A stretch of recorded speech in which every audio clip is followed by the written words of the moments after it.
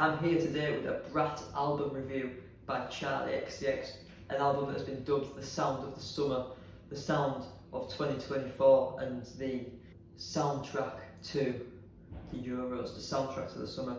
We're going to go track by track, and we're obviously going to start with the first track, which is 360.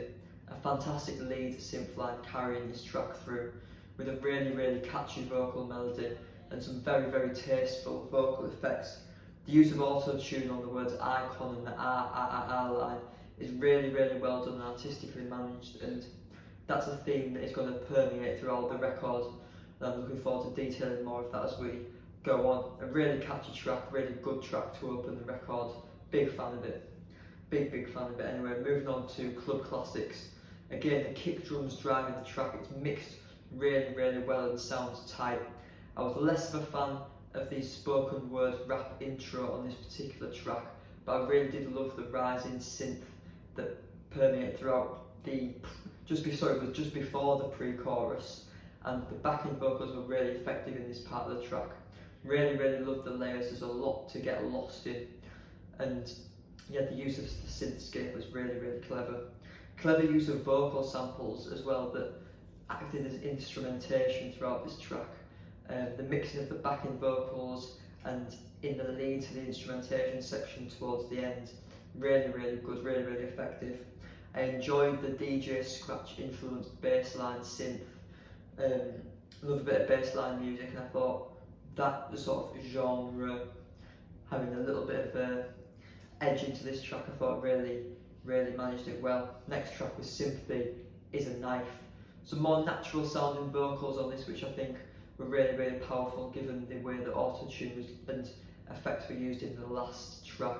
Some very good use of vocal layering and the use of the same line but adding it an octave above to add layers to the track. Brilliant. A brilliant oscillating bass line as well, and effective use of silence in the track, which I think could have been utilised more throughout this album to help the amazing instrumentation which it is in this album.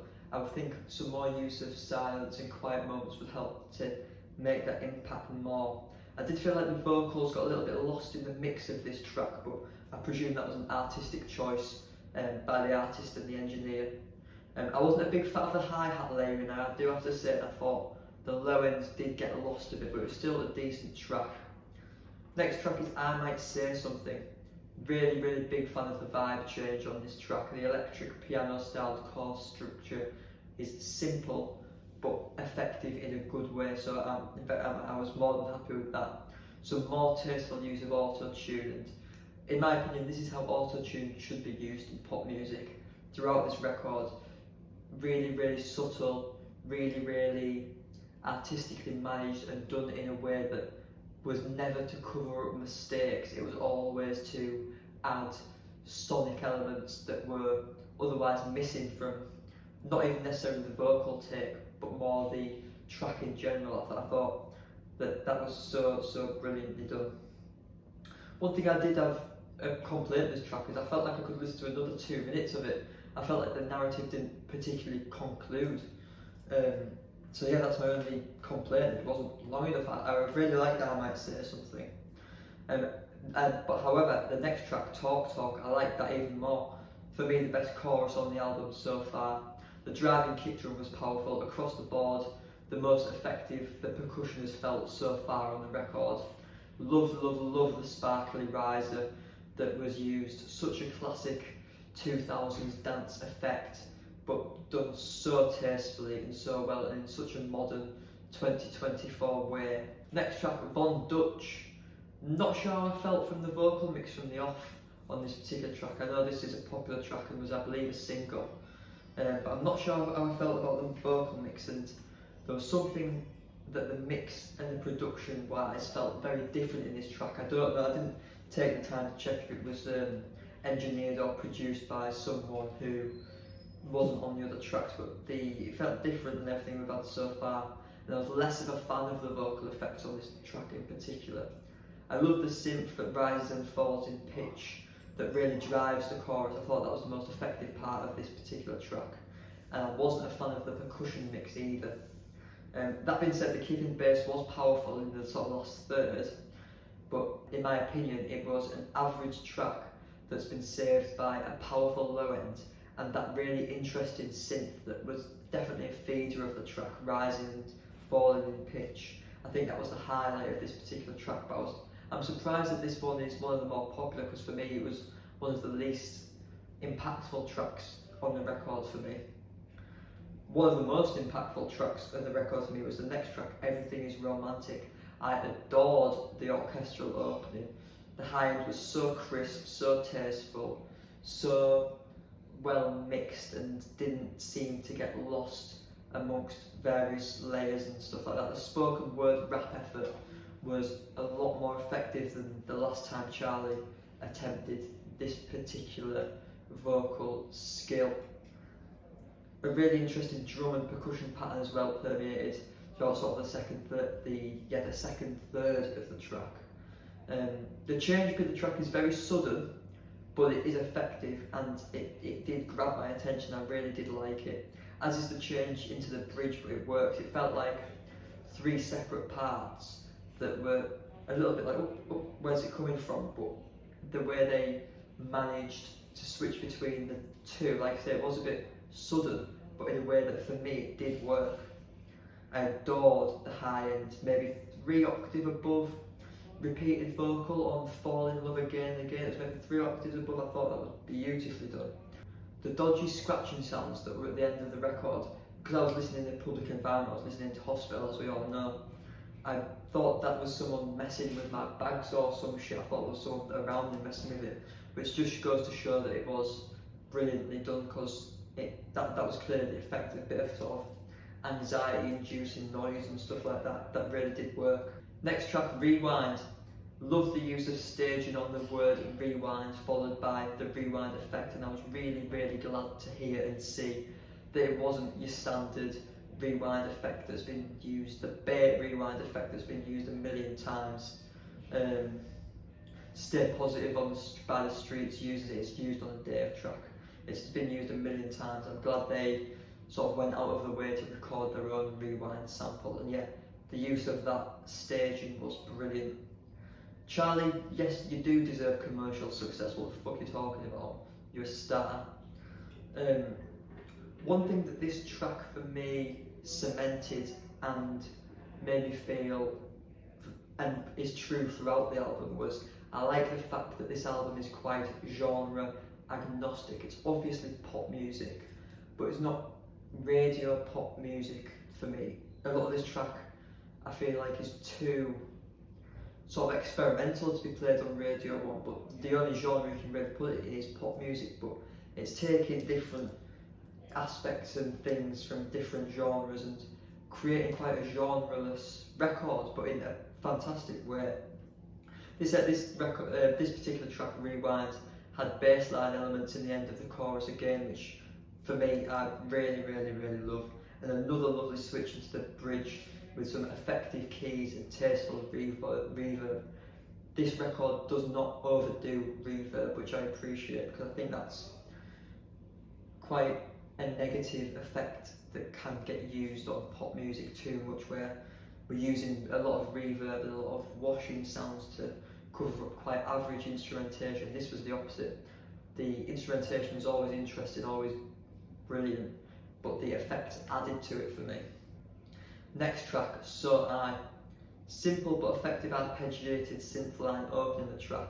Charli's really clever to add these layers, but still let that melody shine, and some more tasteful vocal effects here, which again, such a highlight of the record, the way the vocals have been mixed. I missed that lead melody when it went, and to add it back an octave above in the bridge I thought was brilliantly done, and made me sort of forget about the initial one that was an octave low, and I was like, oh, it's nice to hear it in a different octave but still that same melody. I enjoyed the bass, has a very bouncy pop feel, even when that was the only instrumentation towards the latter half of the track. The outro to me sounded like a kazoo, but it really worked. It was a new texture, it was something we hadn't heard on the track before. I believe it was a vocoder, and I believe it was Charli operating the vocoder as well. I thought that was brilliant. I thought that new texture was very, very welcome. Next track, Girl So Confusing. Really, really nice use of panning and spatial awareness on the repeated girl lines. Wasn't the biggest fan of the fuzzy synth bass, but I could live with it.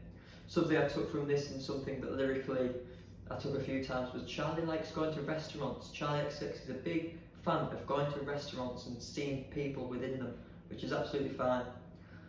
Another fantastic arpeggiated synth line in the higher frequencies, which is a brilliantly effective tool, especially when she's interplaying off that synth line with her vocal melody. Another interesting vocal texture in the second verse, which I don't think was Charli operating it. I think it must have been a male counterpart, possibly an engineer, but yeah, another brilliant vocal texture. I feel like a lot of this album, the percussion elements of the record are really, really subtle, but they work and they don't overpower the interesting vocal and synth mixes that I think is what makes this album what it is.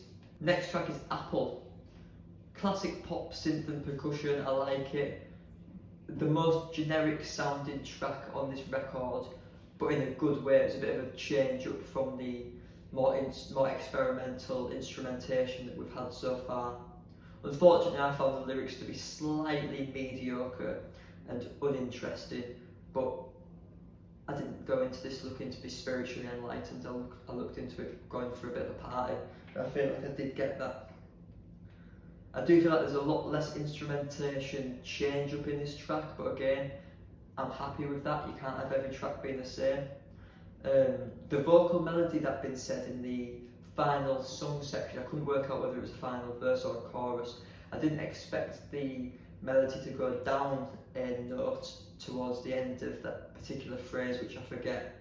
I expected it to sort of go up, but it was interesting that the melody went down a note. I thought that was really well done. Next track, B2B or Back to Back. I really loved the bass side chaining with the kick in this track. Very, very well done. The bass was so sonically rich and covered a huge frequency range, which meant that not much more instrumentation was needed, because that bass seemed to go maybe even as high as 1K kind of thing in the frequency band.